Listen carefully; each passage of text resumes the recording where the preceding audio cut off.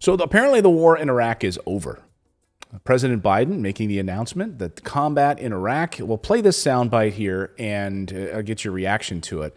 But, you know, we're winding down apparently the war in Afghanistan. Okay, so the war in Afghanistan is now done.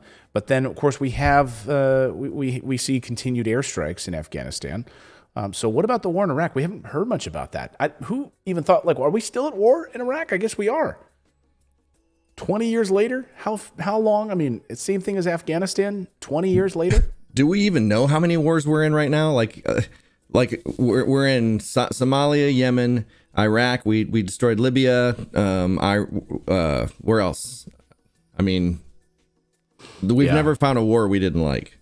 Jeff says it's the anthrax shot that you were talking about. Yeah. Yeah. Endless Income says we are currently at 9 active wars, dude.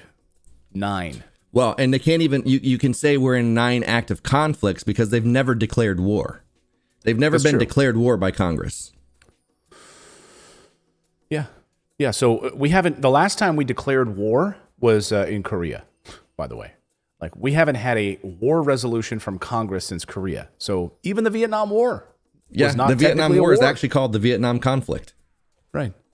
So no war. Hey, we're not in any wars, I guess, technically then, right? Under that technicality. War? What are you talking about? We don't do war. We just got a couple conflicts, you know. We got to rid like the world of terrorists. You know, like marriage couple. You know, like marriage counseling. We just have like a conflict. Like, I resolve conflicts. That's what I do. We just resolve them violently. Right. We're the abusive boyfriend.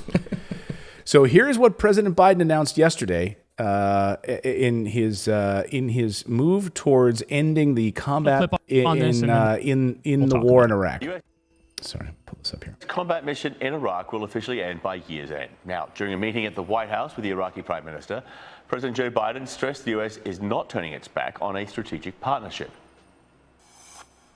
It's just to be available to continue to train, to assist, to help, and to deal with ISIS as it arrives. But we are not going to be, by the end of the year, in a combat mission.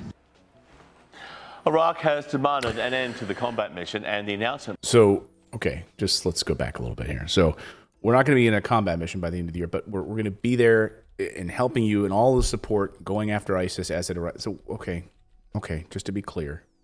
Just want to be clear on that point. Thank you. Makes the current status quo official. More details now from CNN's Awa Damon. U.S. forces will be remaining in Iraq, perhaps a change in semantics, no longer being called combat troops, but rather as an advise and assist unit. And this is what the Iraqi Prime Minister says his country needs. But it's not just ongoing training of the Iraqi security forces. What is also especially critical to Iraq is America's intelligence sharing and other capabilities. And it would seem that at this stage, nearly a decade later, both the U.S. and Iraq want to avoid what happened towards the end of 2011 under the Obama administration, when what many would say a premature withdrawal of U.S. forces took place, which ended up being one of the many key factors that allowed for the reemergence of ISI, the Islamic State of Iraq, ISIS's predecessor, which then very quickly grew and morphed into the most formidable terrorist organization that we have seen to date. But this ongoing U.S. troop presence, despite what is being publicly said, is not just about training and assisting Iraqi forces. It's not just about an ongoing battle against ISIS, which does continue to carry out devastating attacks in Iraq, albeit not to the same degree that it used to in the past. This is also about creating a counterbalance to Iran's growing influence, a counterbalance to the strength and power of the Iranian-backed Shia militias that many will argue are even more powerful than the Iraqi security forces themselves. Okay, so just to be clear, CNN thinks that it was a huge mistake for us to draw down in Iraq, right? They made that point in that report, by the way, right? Well, many people thought that was a huge mistake. It allowed ISIS, the predecessor to the ISI, the predecessor to ISIS, to grow stronger in a country that we invaded, okay, and destabilized the entire region as a result. Killed tens of thousands of innocent people there, by the way. And CNN, of course, the war machine CNN, considers that a bridge too far. Like, we should not have done that under Obama. Like, we should not have pulled back. We should have continued what President George W. Bush was doing. On top of that, so this whole report, this whole dog and pony show at the White House is that we are not going to be in a combat mission in Iraq at the end of the year. And yet we will continue to be there, not leave, and continue to support and fight terrorist organizations and ISIS inside of Iraq. Haven't we been there for a decade or more and have been training these forces for that long? Like, I don't know about you, but like when I want to learn a new skill, like if I study and I work on it for a few months, like I get pretty darn good at it. How long does it take? How long does it take to train people? In Afghanistan, we saw that, right? That we're 20 years of training Afghan forces. And now that we're pulling out, we're having to ramp up airstrikes?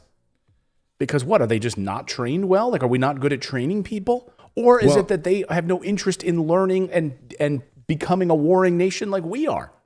Well, and also, let's not forget, like companies like Blackwater and things like that, they definitely stay there, and they're not considered our military.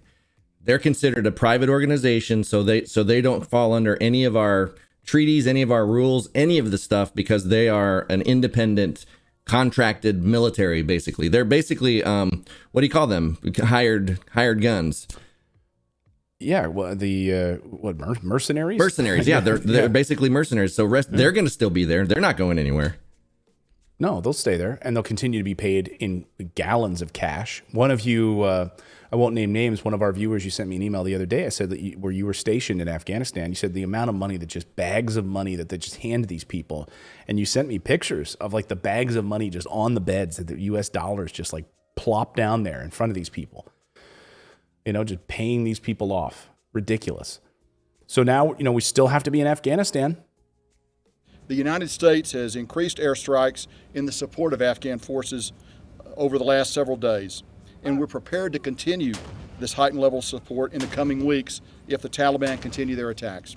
Okay, so we're pulling out, but we're not really pulling out. We're gonna ramp things up, continue to bomb, and continue to shovel money into these war zones endlessly. In the same breath where the Pentagon just added $25 billion to their bottom line budget.